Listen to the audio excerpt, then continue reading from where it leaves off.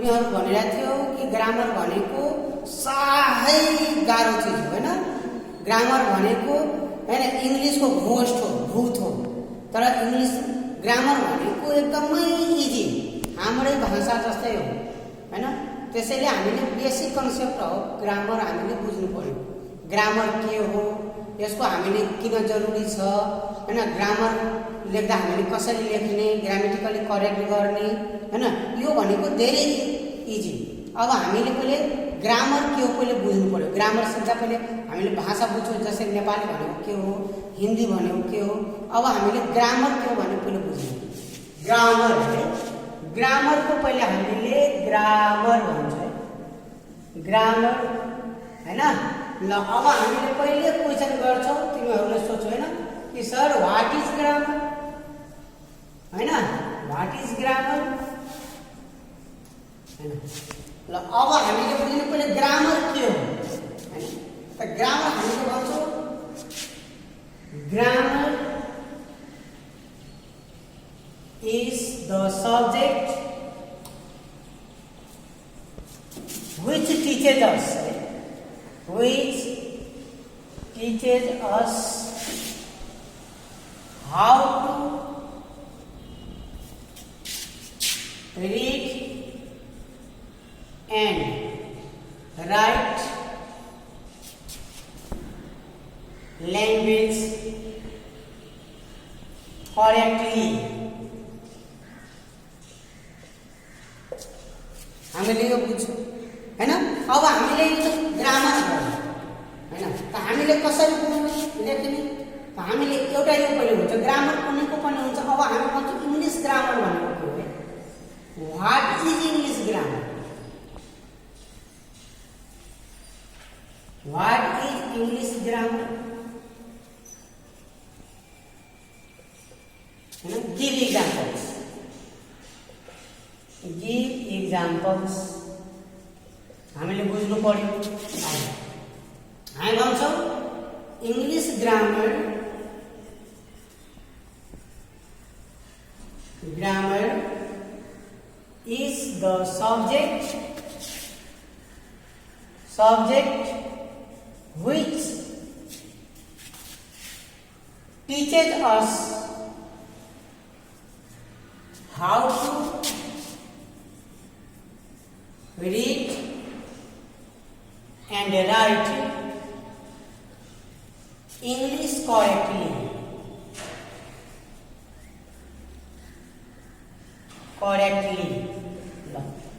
अब तिमीहरूले बुझ्नु पर्यो। जसरी हामी भन्छौं हैन, राम बॉय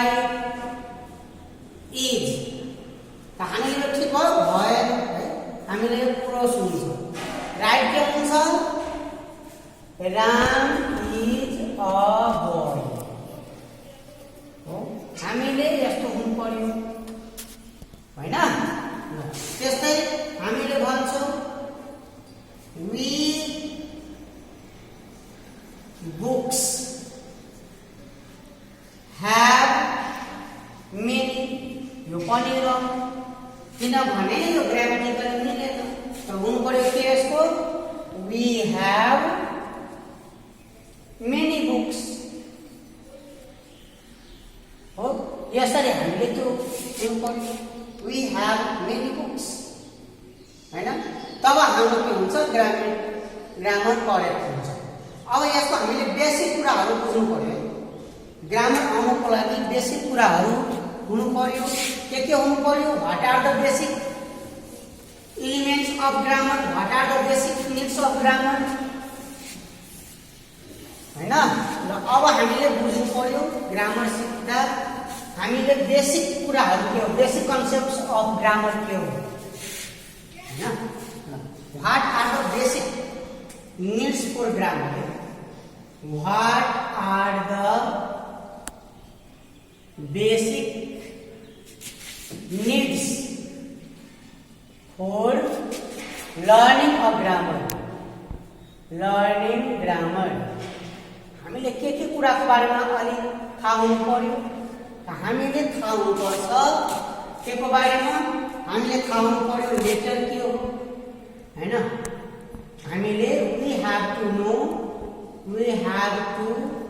नो अबाउट के को बारेमा, लेटर के हो हैन, बी मा वर्ड के हो, सी मा सेन्टेन्स के हो हैन।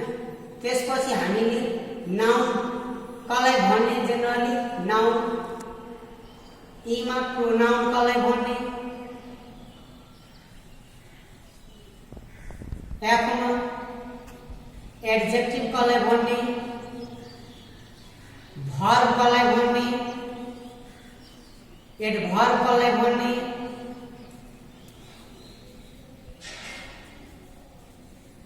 एडभर्ब कलाई भन्ने,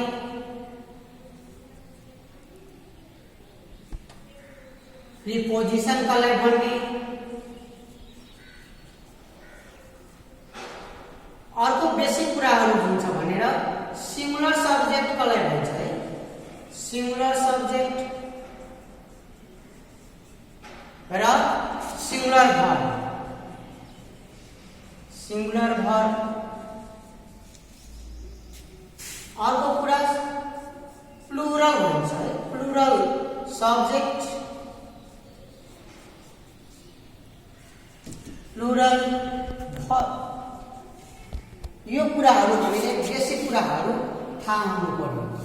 अर्को कुरा हुनुपर्छ, हामीले थाहा हुनु पर्यो subject verb agreement, subject verb agreement र proper use of tense, proper use of tenses। यो बेसिक कुराहरु हामीले थाहा हुनु पर्यो, तब मात्र हाम्रो ग्रामरको कुराहरु हामीले बुझ्छौं। र यति कुरा हामीले बुझ्यौं। अब हामीले यसको बारेमा अलि जुन कुरा मेनहरु छ हामीले सिक्ने कुराहरु, त्यसमा हामीले कुराहरु अब हामीले यसमा बुझ्छौं भने पहिले हामीले सिम्पल डेफिनेसनहरु लिने, जो कि हामीले एकदमै काम लाग्छ है। हामीले लेटर कलाई भन्छौं, व्हाट इज लेटर डिफाइनिङ हामीले गर्ने मात्र हैन, बेसिक कुरा बुझ्नको लागि।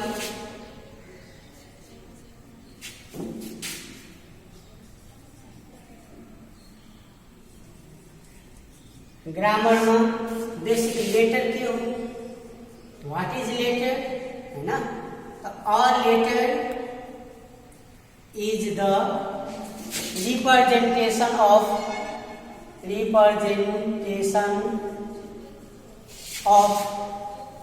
साउंड स्पीच है, साउंड स्पीच हो ल। अब यसको हामीले एक्जाम्पल लिन्छौं, ए भयो, बी भयो, सी भयो, डी भयो, यहाँदेखि लिएर हामीले जेड सम्म लियौं। यो भयो हाम्रो लेटर। अर्को अब हामीले तिनीहरूले सोध्छौ हैन सर वर्ड के हो, अब हामीले वर्डमा आउँ, वर्ड के हो हैन। अब वर्ड भनेको a group of letters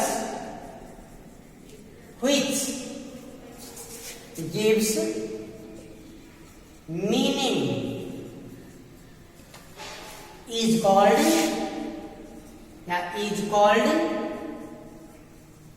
word। यसलाई हामीले वर्ड भने एक्जाम्पल हामीले दिने क्याट, बल, पेन। अब यसलाई नभने है, जसरी एटीसी भयो भने यसको अर्थ आउँदैन, यसले मिनिङ दिँदैन भने यो भएन हैन। एएलबीएल यो पनि भएन भने भएन हैन। ईएनपी यो पनि भएन भने यसले अर्थ दिँदैन, मिनिङ दिँदैन भने यो पनि भएन हैन। यस्तोलाई हामीले वर्ड नभन्ने।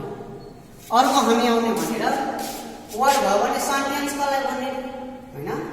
सेन्टेन्स कसलाई भन्ने, त यसमा हामीले भने a group of words which gives complete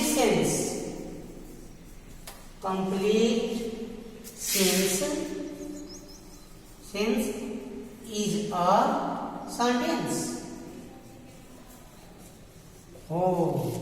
अब यसको हामीले बुझ्नु पर्यो, कम्प्लिट सेन्स आउनु पर्यो। अब कम्प्लिट सेन्स चाहिँ आएन भने त्यसले हामीले भन्ने सेन्टेन्स होइन। अब हामीले कस्तो हुनु पर्यो, जसरी इक्जाम्पल हेरौँ है। इक्जाम्पल जसरी हामी भन्छौँ राम इज अ डक्टर, यो प्रोपर एरेन्जमेन्ट हुनु पर्यो। के हुनु पर्यो? प्रोपर एरेन्जमेन्ट हुनु पर्यो है। वर्डहरूको प्रोपर एरेन्जमेन्ट हुनुपर्छ, जसले हामीले कम्प्लिट सेन्स दिन्छ। अब यसरी हामीले सेन्टेन्स भन्यौँ, तर यही जुन हुन्छ राम अ डक्टर इज, अनि त्यस्तै छाड्यो भने यो भएन। किनभने यसको प्रोपर एरेन्जमेन्ट भएन, यो प्रोपर एरेन्जमेन्ट भएन है। त हामीले के हुनु पर्यो, बुझ्नु पर्यो यसको हैन। हामीले बुझ्नु पर्यो हैन कि वर्डहरूको प्रोपर एरेन्जमेन्ट अफ वर्ड हुनु पर्यो। For a sentence, for a meaningful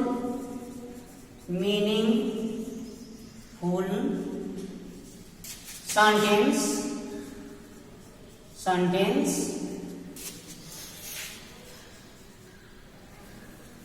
words should be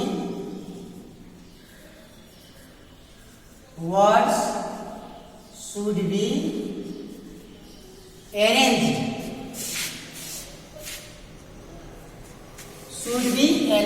properly, should be arranged properly है। त्यो हुनुपर्छ प्रोपरली, तब हाम्रो के हुन्छ, सेन्टेन्स हुन्छ। यदि त्यो छैन भने हाम्रो त्यसलाई हामी सेन्टेन्स भन्दैन।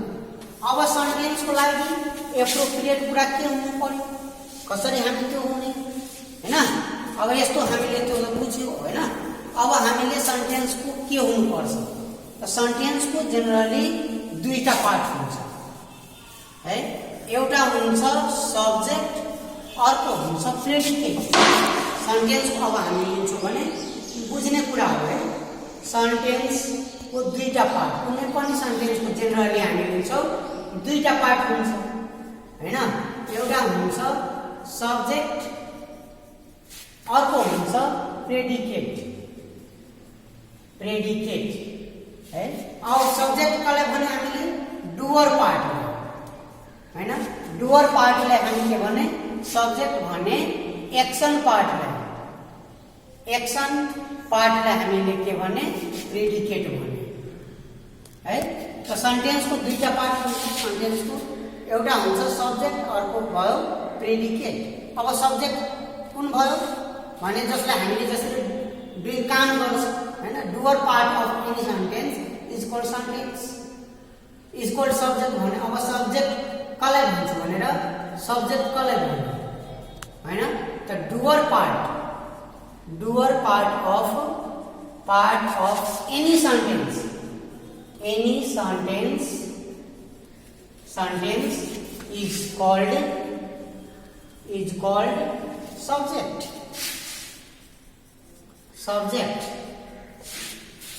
भने। Predicate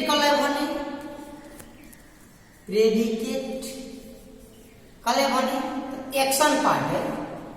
action part of a sentence is called predicate। यसलाई हामीले प्रेडिकेट भन्यो। यो बुझ्नमा आयो कि आएन हैन, आउनु पर्यो हैन। त सब्जेक्ट अब जसरी हामीले भन्छौँ, इक्जाम्पल हेर तब हामीले बुझ्छौँ है। इक्जाम्पलमा हामी लिन्छौँ भने एमा काउ गिभ्स अस मिल्क। ल अब हामीले काउ भयो, डुअर भयो हैन। त यसले हामीले सब्जेक्ट भयो। यसमा हामीले भन्छौँ यो भयो प्रेडिकेट, यसलाई हामीले के भने रे प्रेडिकेट हो हैन। त्यस्तै अर्को इक्जाम्पल हेर। अर्को हामीले इक्जाम्पल लिन्छौँ भने हामी अर्को इक्जाम्पल लिन्छौँ भने बीमा हामीले इक्जाम्पल अर्को हेर हैन।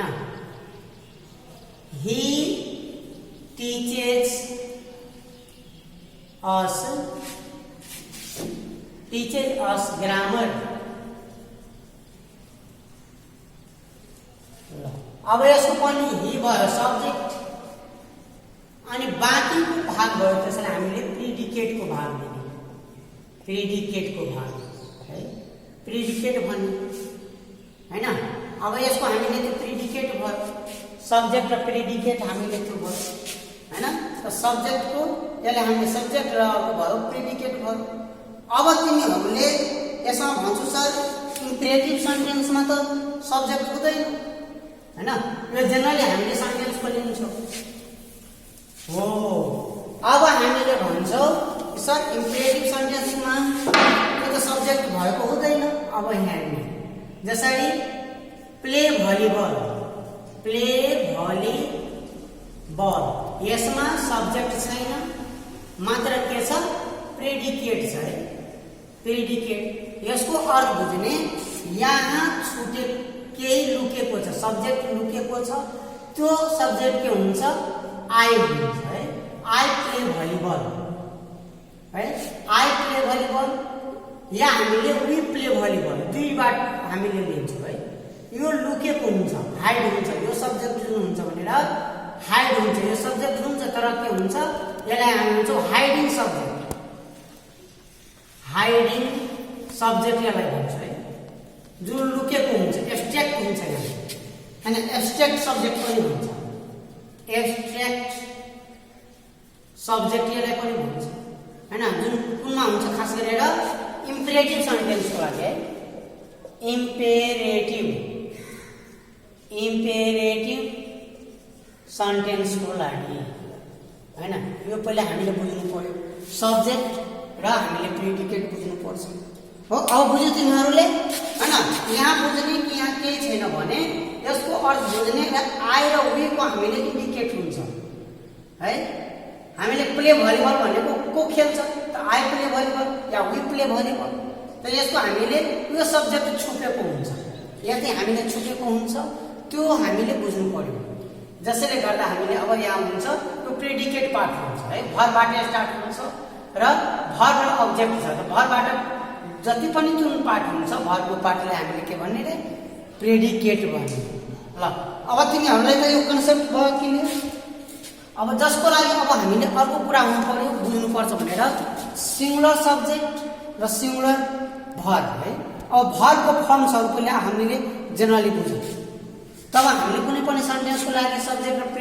प्रेडिकेट भनेको के रे हैन ग्रामरको पार्ट त्यो भरको पार्ट हो अब भरमा हामीले भरफलै भन्ने भरमा अब हामीले एकचोटि कुरा गर्ने अनि सिम्पली हामीले फर्म्स अफ भरमा जाने भरको त्यो गरेर सिंगुलर भरफलै भन्ने प्लुरल भरफलै भन्ने अब तिमीहरूले जनरली अब यसको भरफलै भन्ने